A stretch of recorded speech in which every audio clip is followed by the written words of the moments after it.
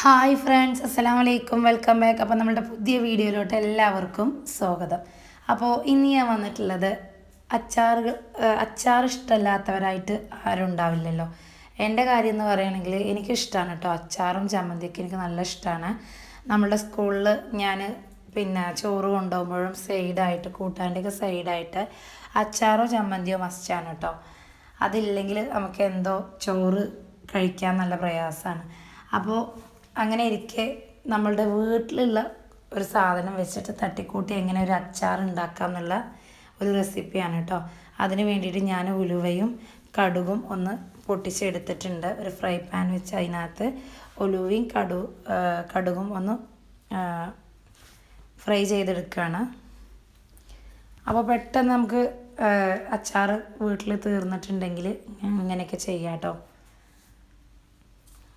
അത് ഞാൻ അവിടെ മാറ്റി വെച്ചിട്ടുണ്ട്. ഇനി ഒരു തവി വെച്ച് അതിനകത്ത് നമ്മളുടെ നല്ലെണ്ണയാണ് ഒഴിക്കുന്നത്. കയ്യിൽ കുറച്ച് നല്ലെണ്ണ ഉണ്ടായിരുന്നു, അപ്പോൾ അത് ഒഴിച്ച് കൊടുത്തു.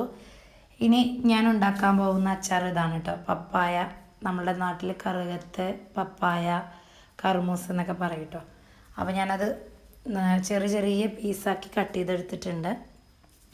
ഇനി നമ്മളുടെ ഫ്രൈ പാനിൽ എണ്ണ ചൂടായിട്ടുണ്ട്. അപ്പോൾ ഞാൻ കടുകും ഉലുവയും പൊട്ടിച്ചെടുക്കുകയാണ് കേട്ടോ.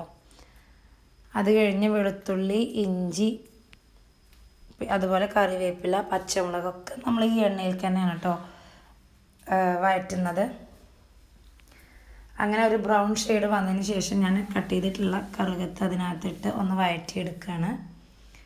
പിന്നെ നമ്മൾ നേരത്തെ വറുത്ത് വെച്ചിട്ടുണ്ടായിരുന്ന കടുകും ഉലുവയും കൊത്തുകല്ലിലിട്ട് നമ്മൾ ഒന്ന് പൊടിച്ച് നമ്മുടെ കറുകത്തിലോട്ട് ഇട്ട് കൊടുത്തിട്ടുണ്ട് കേട്ടോ. അങ്ങനെ കുറച്ച് ടൈം അവിടെ കടന്ന് ഒന്ന് വേവാനുണ്ട്. അത് കഴിഞ്ഞ് ഞാൻ ചെറിയൊരു കായത്തിൻ്റെ പീസും കൂടെ ഇട്ട് കൊടുത്തിട്ടുണ്ട് ഇതിനകത്ത്.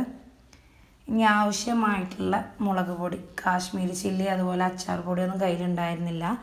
നമ്മളുടെ നോർമൽ മുളക് പൊടി ഉണ്ടായിരുന്നു, അപ്പോൾ കുറച്ച് അത് തൂവി കൊടുത്തിട്ടുണ്ട്. ഇനി ഇതിൽക്ക് ആവശ്യമായിട്ടുള്ള ഉപ്പിട്ട് കൊടുക്കുക. അപ്പോൾ നമുക്ക് പെട്ടെന്ന് തട്ടിക്കൂട്ടി വീട്ടിലുണ്ടാക്കാൻ പറ്റിയൊരു അച്ചാറാണ് കേട്ടോ. 5 മിനിറ്റ് കൊണ്ടൊക്കെ. നമ്മൾ വിചാരിക്കും എല്ലാ ഇൻഗ്രീഡിയൻസ് ഉണ്ടെങ്കിലേ നമ്മുടെ അച്ചാറിന് ടേസ്റ്റ് കൂടുകയുള്ളൂ എന്നുള്ളത് കേട്ടോ. പക്ഷേ അങ്ങനെയല്ല. ഞാൻ പറഞ്ഞില്ലേ, അച്ചാർ പൊടി, അതുപോലെ കാശ്മീരി ചില്ലി പൗഡറൊന്നും ഞാൻ അതിൽ ആഡ് ചെയ്തിട്ടില്ല കേട്ടോ. നമ്മുടെ വീട്ടിലുള്ള കുറച്ച് സാധനങ്ങൾ വെച്ചിട്ട് ആണിത് ചെയ്തിട്ടുണ്ടായിരുന്നത്. ഇനി ആവശ്യത്തിനുള്ള സുർക്കയും ഒഴിച്ചു കൊടുത്തിട്ട് നന്നായിട്ടൊന്ന് മിക്സ് ആക്കി എടുക്കുക. അപ്പോൾ ഇത്രയൊക്കെയാണ് ഇന്നത്തെ നമ്മളുടെ വീഡിയോ. അടുത്ത വീഡിയോയിൽ കാണുമ്പോഴേക്കും ബായ്.